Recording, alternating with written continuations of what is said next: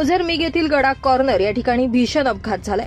आई व 9 वर्षाची मुलगी घरी जात असताना गॅस सिलेंडर वाहतूक करणाऱ्या ट्रकचा धक्का लागल्यानं 9 वर्षांची अर्पिता शिंदे राहणार ओझर ही मुलगी ट्रक खाली सापडल्यानं तिचा जागीच मृत्यू झालाय। सध्या रस्त्यांचं काम या ठिकाणी सुरू असल्यानं वाहतूक वेगळ्या मार्गाने घेऊन गेल्यामुळे अपघात घडत असल्याचं नागरिकांचं म्हणणं आहे।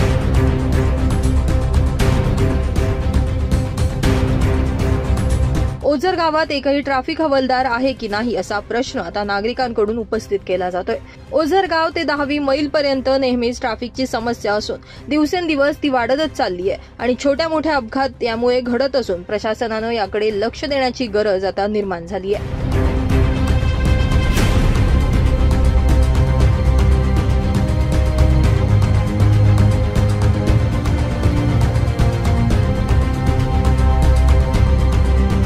तर ते मुलीला घेऊन घरी चालले होते।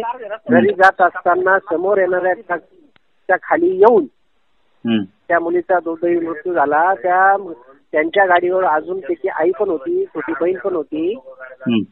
त्या ट्रकच्या धक्क्याने त्या साईडला फेकल्या गेल्या आणि ती मोठी मुलगी चाकाच्या खाली आली। 9 वर्षाची मुलगी अर्पिता प्रकाश शिंदे। अच्छा, तर काय अजून काय चित्र आहे तिथं? काही नाही, मिटले आता सगळं, पोस्टमॉर्टमला पाठवलंय। ब्युरो रिपोर्ट, नाशिक माझा न्यूज, ओझर।